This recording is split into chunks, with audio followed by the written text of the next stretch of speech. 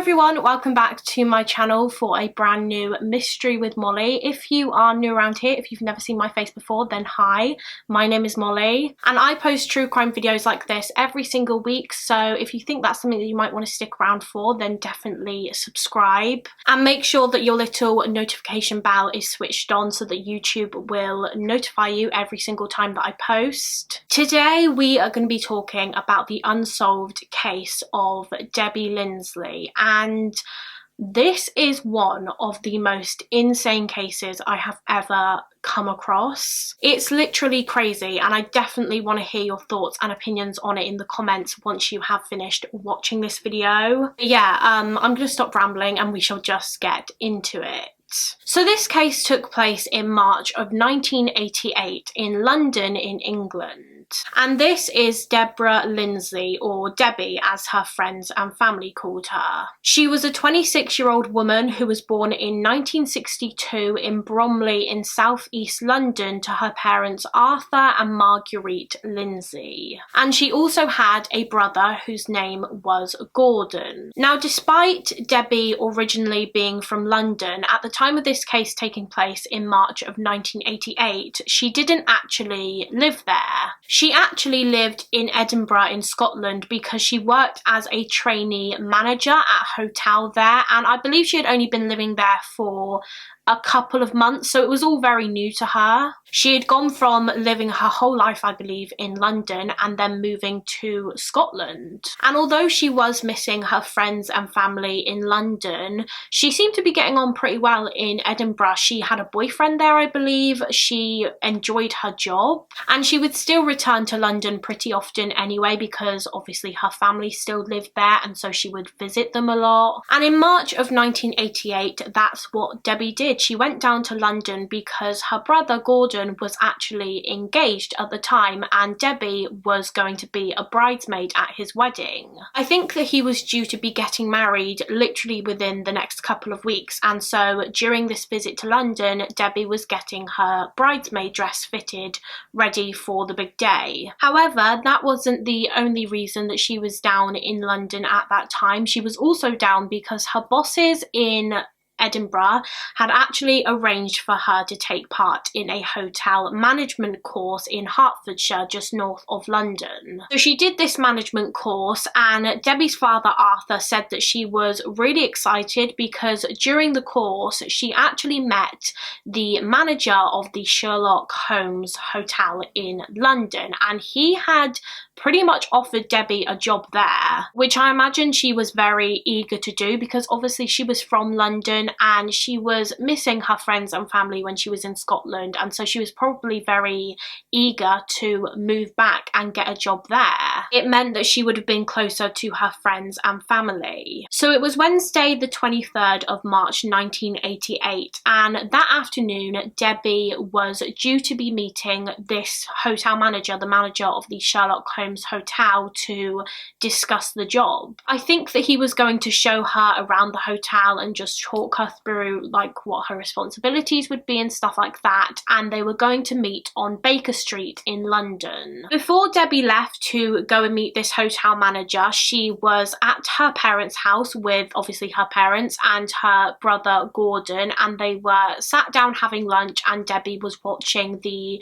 Australian soap Neighbours. And during their lunch, Debbie's brother offered his sister a lift to the Pettswood train station, which is on the Oprington to Victoria line, because his workplace was literally around the corner from the Pettswood train station, and Debbie needed to catch a train to the London Victoria station to meet the hotel manager. And so her brother just said to her, look, if you need a lift to the train station, I don't mind giving you one. And so Debbie kindly accepted this lift from her brother, and Gordon dropped her off at the train station at 2:05 p.m.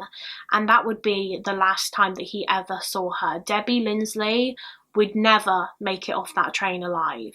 When Debbie got to the train station, she purchased some cigarettes before boarding the train travelling to London Victoria at around 2:18 p.m. She was wearing a white blouse with a black leather jacket and also a blue skirt, and she went into the second compartment on a carriage towards the front of the train. Now, trains in the late 1980s were of the old-fashioned type. They weren't like how trains are today, really. Most trains today are very, like, what's the word? Open plan? I don't really know. I'll put a picture on screen. But the train that Debbie was on in 1988 was an old style compartment coach. So each carriage was separated and you couldn't just walk to another carriage like you can today through a corridor connection. In the 1980s, if you wanted to get off of your carriage and go into another carriage, you would have to wait for the train to stop at the next station and then move. And each carriage had several different compartments, and these compartments were kind of like private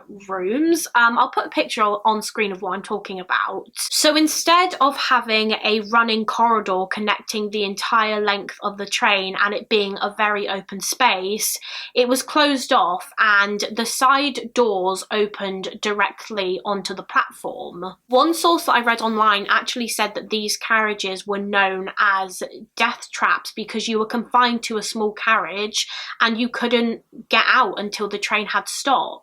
I hope that makes sense. I've tried to explain that as best I can, but I don't know a lot about trains. Anyway, Debbie got onto this train and she went into a 6-seater compartment, and she made sure that she went into this specific compartment because it was one of the few on the train that allowed people to smoke cigarettes on it, and Debbie was a smoker. Now, can you just point out, we've got a model here of the train, where exactly did Debbie get on? Yes, this is the front of the train, this is the second compartment, and this is the compartment that Debbie actually got into. So Debbie sat down, the train started moving, and the journey to the London Victoria station was only about 35 minutes, so it wasn't really a long journey at all. She smoked a couple of cigarettes on the train, and she also ate some of her sandwich that she had in her bag. Now, I believe when Debbie boarded the train, when she got on the train at the Petworth train station, that station was just the second on the way to London Victoria. During the rest of the journey, the train would have stopped for people to get on and off about 10 times. The other railway stations that the train stopped at on the way to London Victoria were Bickley, Bromley South, Shortlands, Beckenham Junction, Kent House, Penge East, Sydenham Hill, West Dulwich, Herne Hill and Brixton. The train arrived at London Victoria Station at approximately 2:50 p.m. that afternoon, and as usual, the people on the train, the passengers, began getting off, and at this point the British Rail staff started checking each carriage before the train began its return journey. And one of the porters, his name was Ron Lacey, he was doing just this. He was going into every carriage and compartment and he was checking it for any luggage that had been left behind when he entered the carriage that Debbie Linsley was on, and there he found her dead body in a pool of her own blood. 26-year-old Deborah Linsley had been stabbed to death on the train. So the railway staff contacted the Metropolitan Police, who arrived at the scene straight away, and of course the rest of the trains on that line that were due to run that day were cancelled so that the police could examine the crime scene. Now, most sources state that Debbie Linsley had been stabbed with a knife a total of 11 times to the face, neck, abdomen and shoulders, and at least 5 of these stab wounds were around her chest area near her heart, and one of these stab wounds pierced her heart, and that was her cause of death.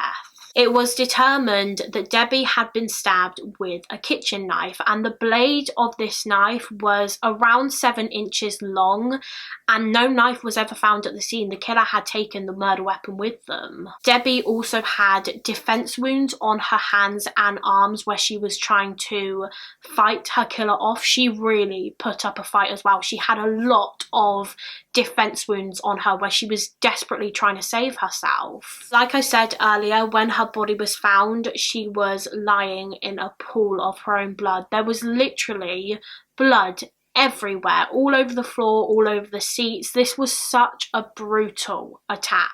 And interestingly, this blood wasn't just Debbie's blood. Of course, most of it was because of how brutal the attack was. She had lost a lot of blood. But it wasn't just hers. The police also found traces of another person's blood, the killer's, suggesting that the killer had actually been injured somehow during the attack. Maybe they accidentally dropped the knife, or the knife slipped and cut their hand, and so they began to bleed. So forensics collected samples of the assailant's blood. However, this was the 1980s, and at the time, DNA testing was in its infancy, and so they were unable to use these samples to identify the killer. These samples couldn't really tell the police anything about the killer at this point, but they did keep the samples anyway and store them for later testing. About a month after her death, Debbie Linsley's funeral took place on April the 22nd, and she was buried in the beautiful bridesmaid's dress that she was due to wear at her brother Gordon's wedding. So the Metropolitan Police began their investigation into Debbie's murder, and they knew that they had to try really hard to find this killer as quick as they could, because this literally seemed to be a random, unprovoked attack. As far as anyone knew, Debbie didn't have any enemies. She didn't have anyone in her life that would want to do this to her or benefit from her being dead. It seemed as though a stranger had just gone onto that train that day with the intention of killing someone, and so what's to stop them from striking again? One of the first things that the police did was they pieced together Debbie's last known movements from that day so that they could make some sort of timeline, and it was determined that Debbie had gotten on the train just 32 minutes before her body was found. So she got on the train at 2:18 p.m. that afternoon, and then she was found at around 2:50 p.m. So that's 32 minutes. That is a very short window. I did mention this earlier, but it was also found that she had smoked 2 cigarettes and eaten a part of her sandwich before she was killed. So she must have been comfortable enough and relaxed enough to do that. Therefore, it's likely that she would have been killed at some point towards the end of the journey. It was theorized that her killer probably got on the train at one of the last stops, or at least moved carriages at one of the last stops, and that's when they attacked Debbie. And since this happened on a public train, the police were hoping that they would have quite a few witnesses come forward who could provide them with information about the attack. It was concluded that during that journey, so on that train with Debbie that day, there were no more than 70 passengers, and today about 60 of those passengers have been identified and spoken to and eliminated as suspects.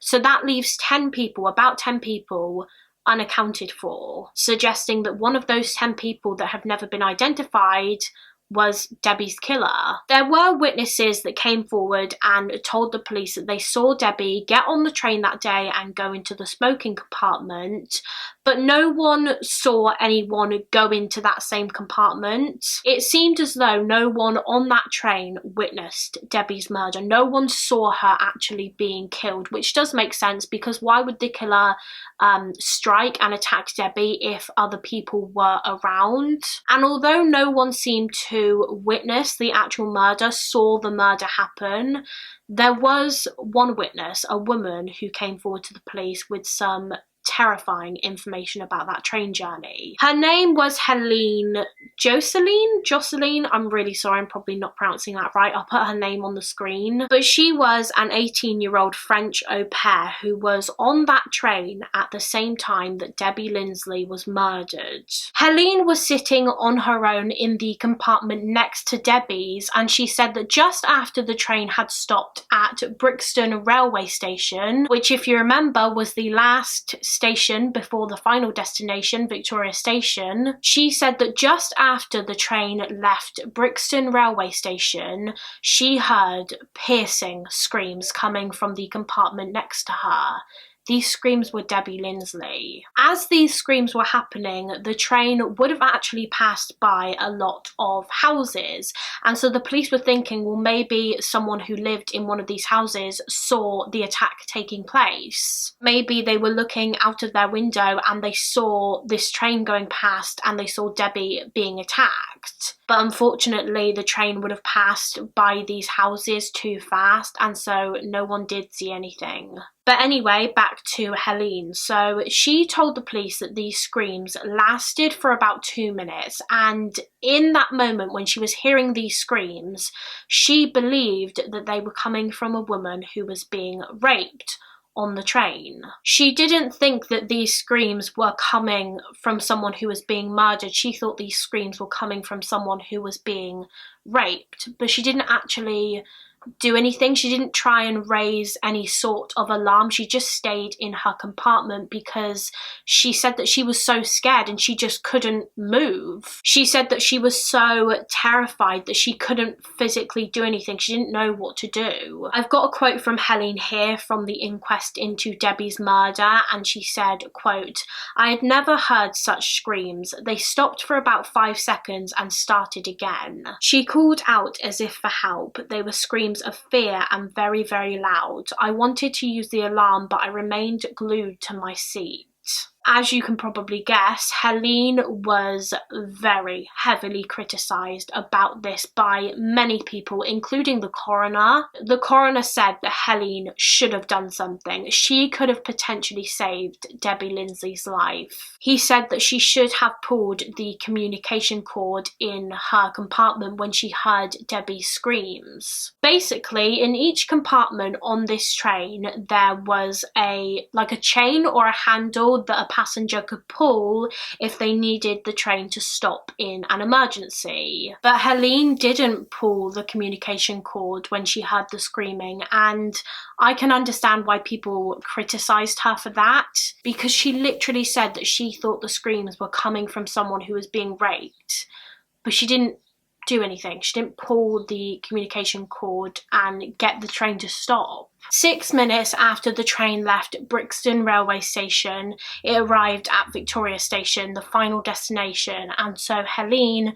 got off the train and she began to leave, which is another thing that I don't understand. She said that she heard these screams and she thought that someone was being raped, but she didn't go and tell anyone. She just started to leave. It was only later, when she found out that a woman had actually been murdered on that train, that she came forward to the police. But anyway, Helene told the police that when the train arrived at Victoria Station, she began leaving her compartment, and as she did, she saw a man leaving the compartment next to her, the compartment that Debbie was later found dead in. And Helene said that this man was limping, suggesting that he had just been injured. Helene described this man as looking between the ages of 40 and 50 years old. She said that he was of large build. She said that he had collar-length hair that was ginger/reddish brown, and he also had a mustache. A photo fit image of this man was later made and released to the public, so I'll put a picture of that on screen now. Helene also told the police that when she got off the train, she decided to follow this man that she saw leaving Debbie's compartment. I think she was trying to get a better look at him, but of course this was Victoria train station, literally thousands, I was going to say hundreds, but thousands of people were in the train station at that time. Victoria train station typically had around 250,000 people passing through it every single day, and so it was easy for the killer to slip away into the crowds, and Helene lost him. She lost sight of him.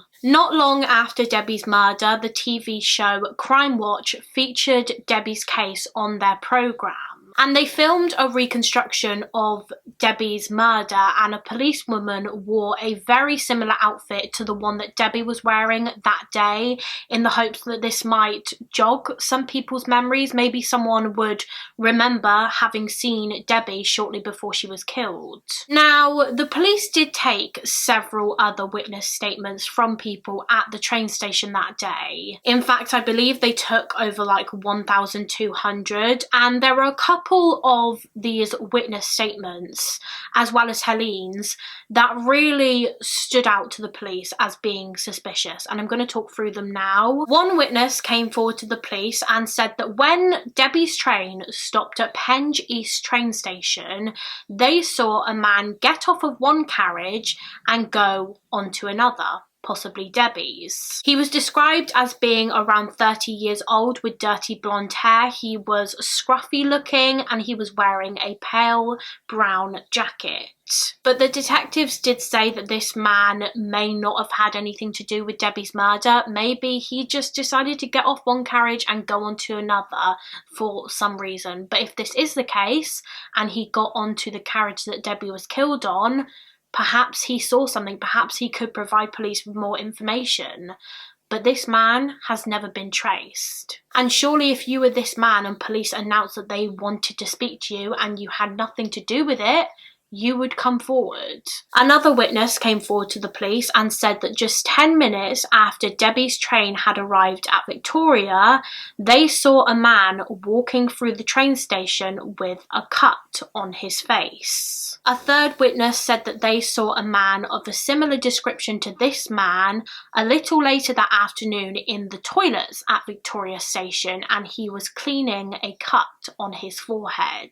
And we know that the killer was injured somehow during the attack because his blood was found. So could this man seen in the toilets with a cut on his head have been the killer, and he was cleaning himself up before he left? Although the detectives did say once again that this man with a cut and blood on his face may not have been Debbie's killer. He could have been injured some other way. For example, on the day that Debbie was killed, there was a football game at Wembley Stadium between England and Holland, and around that time there had been a few fights or scuffles between some of the men arguing about this game. And so the police were thinking, well, maybe this man seen with a cut and blood on his face in Victoria Station was just one of these men that was in one of these fights, and he just went to the toilets to clean himself up.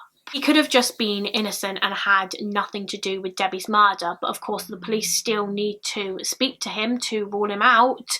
But this man has never been identified.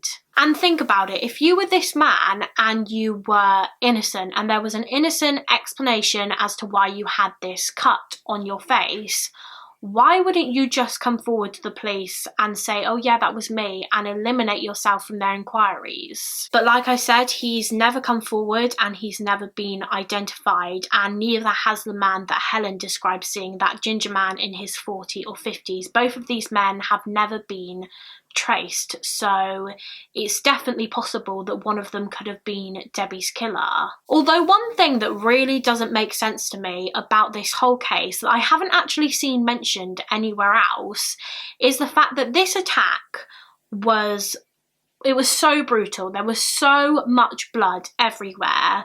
You would think that the killer would have been covered in it. How did no one see a man with blood all over him in this busy train station? Obviously, people saw a man with a cut on his face with a little bit of blood, but that was it.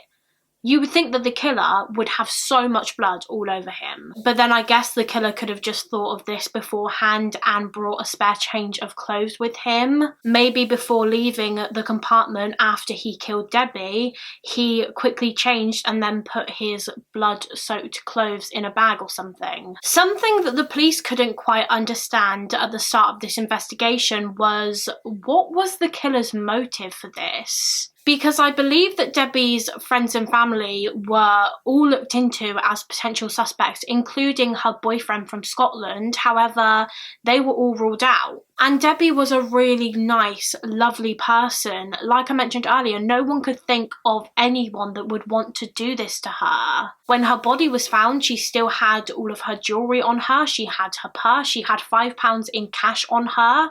None of this was taken, so the robbery motive was ruled out. Eventually, the police came to the conclusion that this attack was probably sexually motivated, although Debbie hadn't actually been sexually assaulted and she was fully clothed when she was found. But perhaps the killer had tried to rape her, but she was just fighting back so much. As we know, she had so many defense wounds on her. Maybe she was just fighting back so much that the killer just decided to get out his knife and stab her to death. Debbie was actually very safety conscious when it came to that sort of thing. Her mother said that she would carry a rape whistle with her everywhere she went. But yeah, the police pretty much came to the conclusion that this was probably a sexually motivated attack and that the killer was just a random stranger looking to assault and kill any woman that day. Which I think that I do believe. I don't think that Debbie knew her attacker.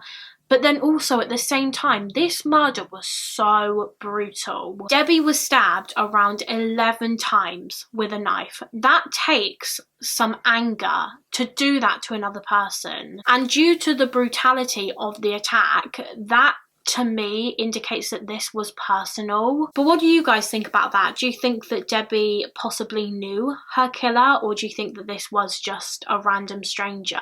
Despite police's best efforts to try and find Debbie's killer over the years, the case pretty much just went completely cold. Like I mentioned before, the killer's blood was found at the crime scene. However, at the time in 1988, DNA and forensic testing was in its infancy. It was a very new thing, and so the killer's samples were kept and stored so that it could be retested in the future. And in the year 2002, so 14 years after Debbie's murder, her case was reopened and the killer's blood samples were retested with new, better forensic technology. And from this, forensic teams were finally able to create a full DNA profile of Debbie Linsley's murderer. They tried to find a match to the DNA profile on the National DNA Database, but so far they haven't found one. However, you have to remember that the National DNA Database was established in 1995 in the UK, and obviously Debbie's murder took place in 1988, so if the killer didn't reoffend after this, after 1995, then his DNA profile wouldn't have been logged on the database. And he obviously didn't reoffend after 1995 because his DNA profile wasn't matched to any on the DNA database. And obviously now there is a high chance that Debbie's killer is dead because it's been 32 years since she was murdered. There is currently a £20,000 reward for anyone with information that may lead to the killer, and over the years Debbie's family have never given up. They still hold out hope that one day her killer will be found and brought to justice. But sadly, Debbie's mother actually passed away in 2011 from a stroke, and she died having never known who took her daughter's life and why. There have been a couple of suspects over the years in Debbie's murder, including Robert Napper, also known as the Green Chain Rapist. Robert was convicted for 2 rapes, 2 attempted rapes, and 3 murders. The first being the murder of 23-year-old Rachel Nichol. Robert killed her on Wimbledon Common in southwest London in July of 1992. And then a year later, in November of 1993, he committed a further 2 murders in Plumstead in London. And these were the murders of 27-year-old Samantha Bissett and her daughter Jasmine, who was 4 years old. Robert smothered 4-year-old Jasmine to death, but with the 2 women, with Samantha and Rachel, he stabbed them to death with a knife, the same way that Debbie Linsley was murdered. And although Robert was only convicted of these murders,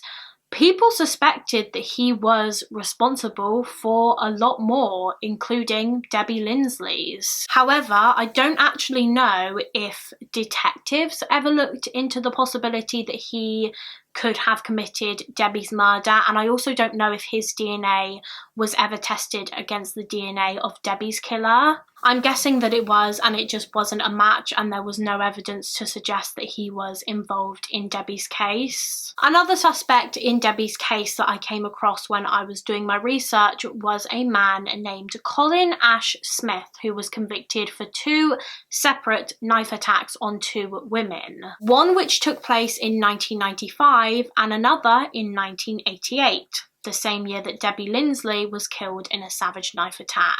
Colin was also convicted of the murder of a 16-year-old girl named Claire Tiltman in 1993. But again, just like with Robert Napper, I don't actually know if Colin's DNA was ever tested against Debbie's killer's DNA. I can only assume that it was, and it just wasn't a match. I'm sorry that's really annoying because we don't have a definite answer, but I came across these 2 suspects in my research, but I don't actually know how and if these suspects were eventually ruled out in Debbie's murder.